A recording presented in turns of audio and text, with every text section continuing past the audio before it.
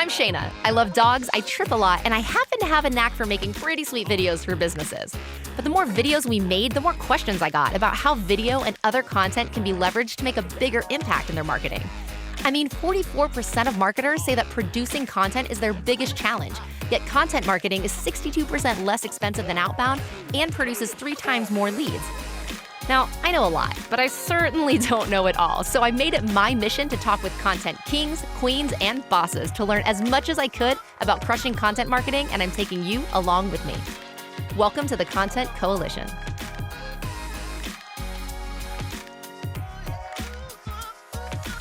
Hello, Content Coalition. Shaina Weisinger here with Repurpose House. I have an incredible guest here today, Purna Virji of Microsoft. She is a senior manager of global engagement. Hi. And her lineup and resume is incredible. She was named by AdWeek as 2018's Young Influential. She's on the Young Influential list. She specializes in digital marketing, AI, the future of search.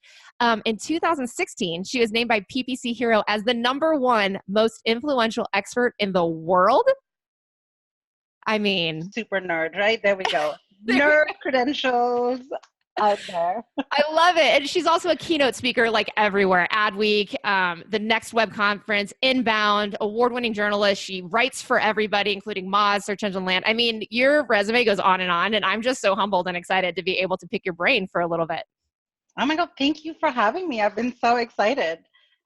So let's just start off with, how did you land at Microsoft? Tell us a little bit about your journey so we can get some background story on how you became this incredible, 2018 young influencer. Let's hear it.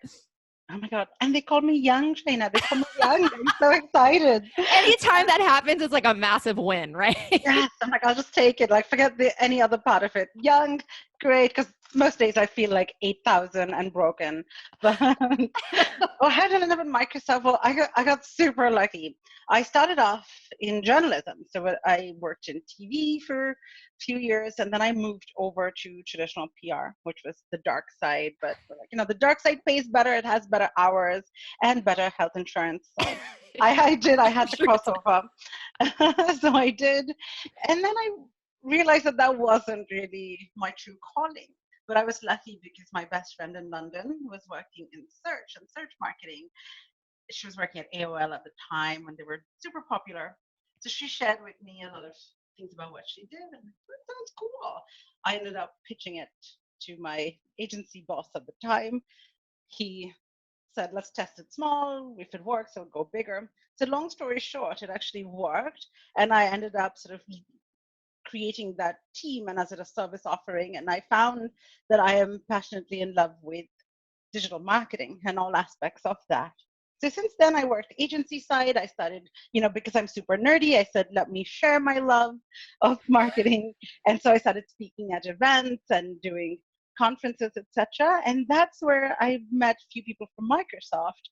And then when they were coming up with a new team about 4 years ago, Michelle reached out to me, and here I am. Wow, that's amazing. So you see, it's very karmic, right? You go out and try to help other people, and then good things happen. I love that. I love that that's how the good things happen, right? Right. It's like just being service of others. I'm a big believer in that. It's like help others, and don't worry, things will go well for you. I love that. Yeah. See, and that's what we're trying to do with the Content Coalition, talking to amazing people who also like to help others and help everybody else with their marketing strategy. So thank you.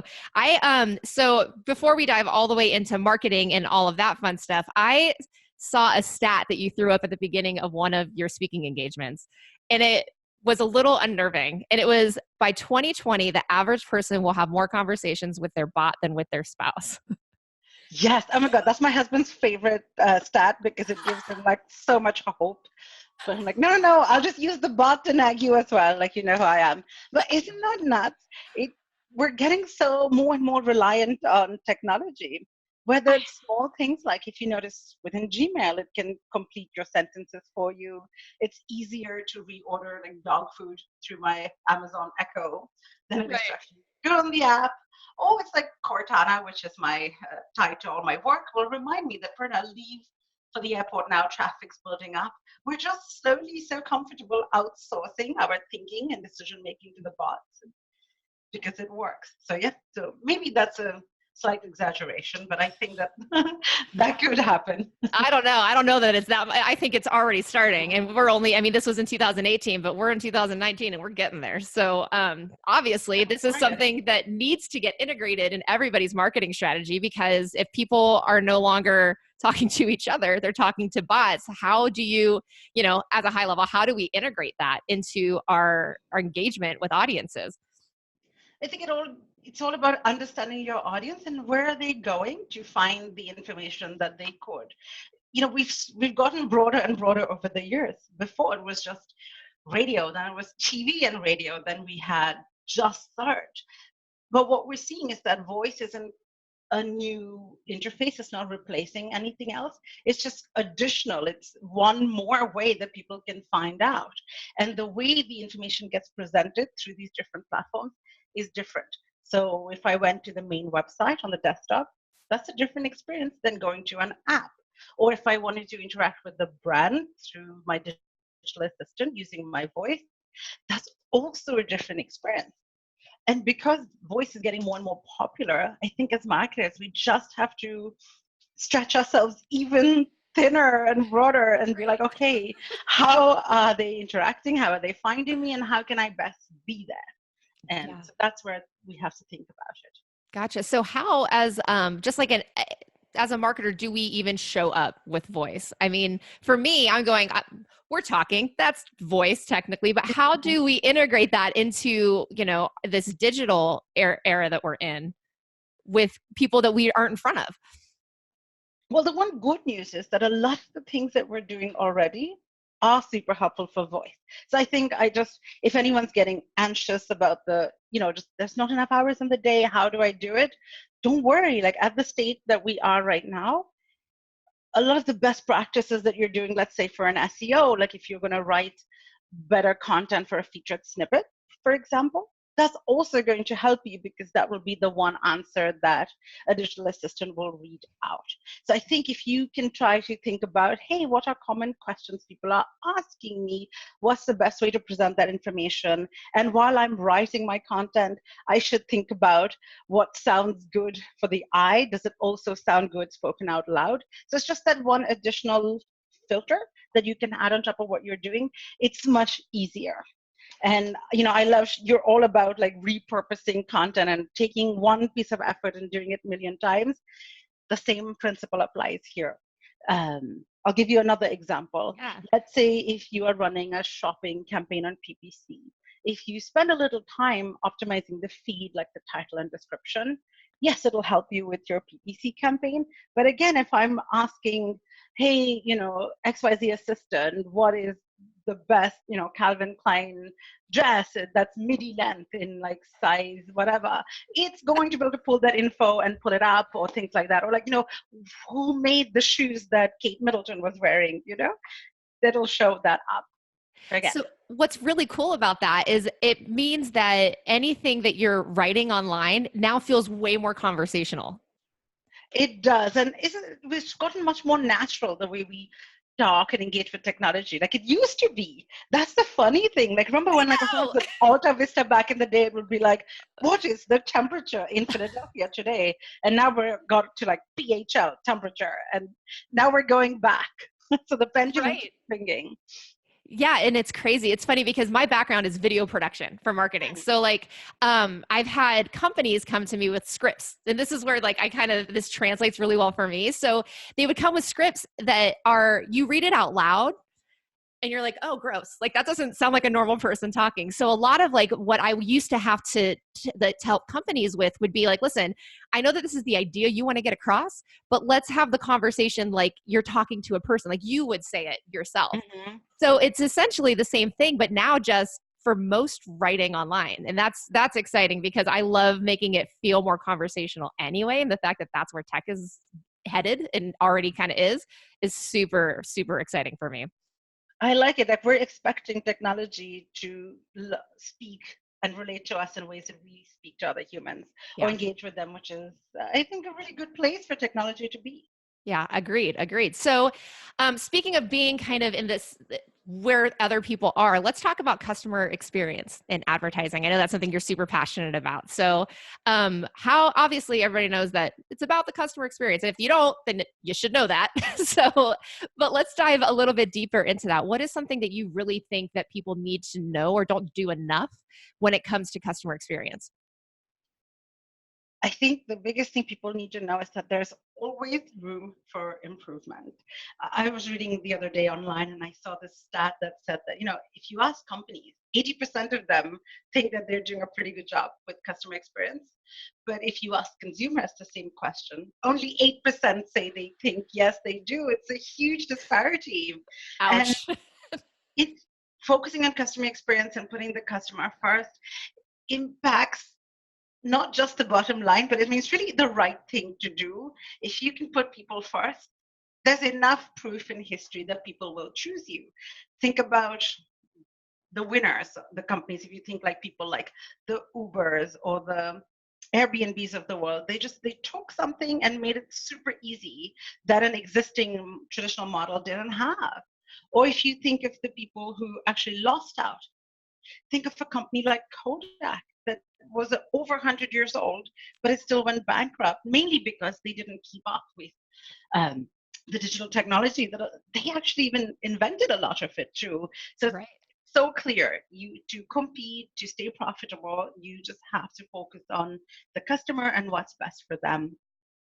Is there anything, well, I know that we can talk specific to advertising, like user experience is a huge deal and solving problems that are relevant to now. Like you're saying, Kodak didn't exactly do that. They stuck in, their 100-year-old model.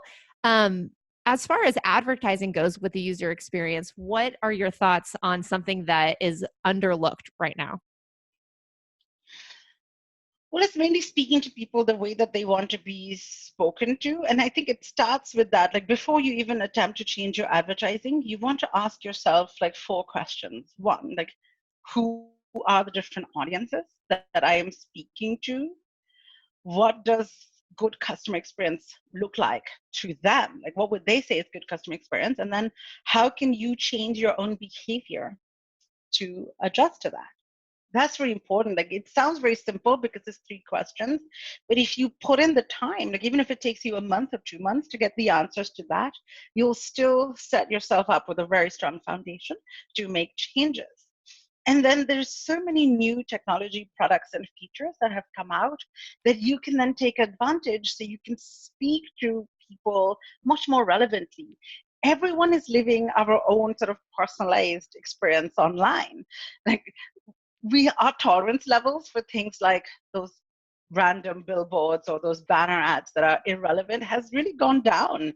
So many of us, I think, our perception of an entire brand will change if we don't like some of the advertising. We'll be like, forget it, I'm not buying from this brand. So again, we have to stop doing what we think worked even 5 years ago and think about getting much more specific. It's more work, but it does pay off. And different search engines and things like that make it a lot easier. For example, both Microsoft Advertising and Google Ads offer something called in-market audiences, which is essentially their AI has put together, or they've identified a group of people in the market to buy something. So if I am put in an audience which is about people who want to buy a pair of running shoes, then a Nike or an Adidas would see better results showing an ad to me versus, let's say, my husband who does not wish to buy it, and for him it's irrelevant. So it's things like that that are so easy, and it really takes all of 5 minutes to set up. So if you think about things like that, it's simple, small changes make a big difference. Great. And I know we were talking earlier about just overwhelm, how like there's so many different platforms and ways that we can reach out to our audience now. And as a marketer myself, like I look at it all and I'm like, oh my, it's just so much between like all the social media platforms, all the video platforms, like actual paid PPC, then chatbots now are, what to reduce clutter, like, do you have any suggestions or thoughts for people like me who are vastly over? I'm learning about so much when I get to talk to amazing people like you that it's impossible to implement everything. Like, where does somebody just decide what works or what do we want to try at least? And how do you narrow down that scope? for me, I always go back to audience targeting because it is like the glue that holds all the other channels together. So let's say somebody came to your website from an email outreach campaign you did, or for something like you're doing a brand awareness push on Facebook, for example, and they've been to your website, they engaged once. How do I make the most of that engagement? How do I bring them back? If they're a customer already, how can I cross-sell, upsell them, increase lifetime value? Or if they sort of came to me, but then like didn't really do anything, how do I bring them back? And again, that's why I find audiences, because no matter whether you've created a white paper or anything, if you put these certain tags, it's just like the tracking pixel on every page of your website, then whether it's a Facebook landing page or an email landing page, I now have information about where did they come from and what was the last message that they saw. And then I can serve them the right ad and the right messaging based on what they've seen. So for example, if I'm a large company that's pushing a breast cancer awareness marathon for charity, then I could have a PPC ad that showed up to somebody if I knew that they came to the landing page about my run. But again, that's not trying to sell them anything. It's more like, don't forget to sign up, and here's how your participation would help so much. And then get them back, and then you can give them another chance to convert. So it goes back to that. It's, can I find more opportunities to engage and re-engage that person, regardless where they've come from? And the results are really, really huge. I can even tailor messaging. Something that's unique to Microsoft advertising, for example, is LinkedIn profile targeting. So I can even adjust bids and speak to somebody. If I'm a company that sells those marketing collateral, like all the swag items, I can really bid higher for people who work in marketing as opposed to sending it to, the spray and pray approach. Right. That LinkedIn. would be my one tactic, would be look at the audiences and how I can connect with them through different PPC options.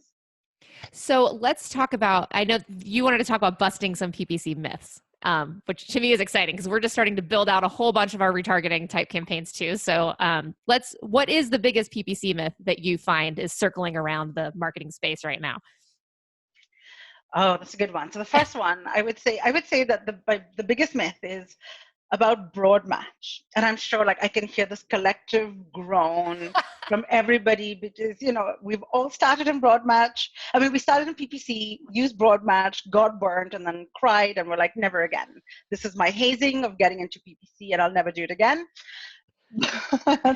There is a way that you can make it work super well, is if you tie it in with your remarketing. So let me give you an analogy. If you left a 2-year-old free with like a big jar of finger paints and left them in a room by themselves, yes, they would wreak havoc. But if you put them in a chair, give them a piece of paper, like supervise them, then you get art pieces that you would hang on your wall. So Right.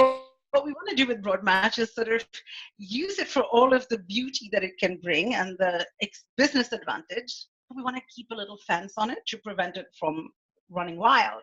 And that's where if I tied broad match to my remarketing or retargeting campaigns, it'll be a big help. Why? One, your retargeting ads will only show if somebody does a search. So RLSA, as Google calls it, or remarketing, as we call it at Microsoft, your ads will only show if somebody searches. So how do you increase the odds of somebody doing searches? Plus, if we think about how our behavior is changing, every month we see about 20% of all our queries on Bing are brand new, never searched before. Google has similar stats. They've said 15% of all of their searches are brand new. Wow. And we're also seeing much longer queries. For example, on Bing, on the Microsoft network, actually, 31% of our queries are 5 words or longer. So your regular strategy can't account for all of this, but a broad match can help show up more in the right places. And then if you're restricting it to just the people who know your brand, have been to your website before, it's a much safer, less competitive, higher to convert campaign. So that's my big myth. It's like, I want to help you fall in love with broad match again because it really, really works. So just with a little bit of restriction, where Exactly. broad match is Your beauty. audience, the remarketing list is your fence, and then you can go wild. Awesome. That's amazing. Thank you for and plus the new search terms populating. That's pretty cool. That Yeah. 15, you said 15% on Google? Yes. Oh, wow. 20% on Bing and 15% on Google That's crazy. are brand new. And That's the world that we are now living in. And that's probably due to a lot of the voice recognition, I'm assuming, or the voice search as well. yes, that, and we're just getting used to technology talking to us the way that we talk to other humans. So that's evolving our behavior again. Like, we are very easy to train as humans. Like, I'll ask you this question: like, before you had a camera in your cell phone, like, how often in a year did you take photos? Right. Very, like, birthdays, holidays, vacation, I don't know. Yeah. But now it's like I can't eat a meal without taking a photo of it. So we are very easy to train. So as our technology evolves, the way we behave evolves, and then again, technology catches up. Awesome. Right on. All right. Well, let's chat about something that anybody who's listening can implement in the next 24 to 48 hours. I mean, you've given so much information that I'm like, I have 9,000 things I'm going to go implement. But what's something very pointed, very specific that somebody without a huge, massive team or a massive budget can go and do that will just get them ahead of where they are today, whether it's user experience, PPC, you name it? I think something that all of us can do as marketers, regardless of the discipline, is to look at being more inclusive with our marketing. And something that's super easy and tangible and easy to implement today is specifically designing and applying it for accessibility. So let me explain for a second. If you think about it globally, there's over 1 billion people across the world are living with a disability, according to the World Health Organization. And how we like to think about it at Microsoft is that there's a principle that came out from our inclusive design team that says if you solve for one, you actually solve for many. So if we think about the spectrum, let's say for somebody who is visually impaired, like permanently, for them, having content read out to them would be a good solution. But it's also great for somebody maybe who has a temporary impairment, like they're recovering from eye surgery, so that moment it helps them. Or for the broader reach of us, it's just convenient. I'm cooking, I'll be like, oh, what did, your boss has sent you an email. Oh, what did he say? Like, I really want to know, but I'm cooking. If you solve for one, it helps for many. So as marketers, we can really make a big difference to this if we think about it. There's such simple, tangible things we can do to our websites, to our emails, to our PowerPoints that make it very, very accessible and increase the reach. Because it doesn't matter how amazing the content you've created is. If you're excluding people, then you're just not reaching everyone from a business standpoint, and also no one wants to feel excluded. So a few things like in PowerPoint, like, did you know that there is a feature built in that it's literally a click of the button, and then as you're presenting your PowerPoint, as long as you're connected to the internet, it will do a live closed captioning right there as I'm talking. Or it can even be designed to do it in a different language. So let's say I'm presenting in France, I can change it to have my closed captionings be in French. So it's live translations. It's something so small as that. Or if you've spent the time to create a video for your landing page, put in the closed captioning for it so that people who are hard of hearing can hear it. But also, if I'm on the train, I'm in the quiet car, I don't want to listen to your video, I can process a speech. So it's small things like that.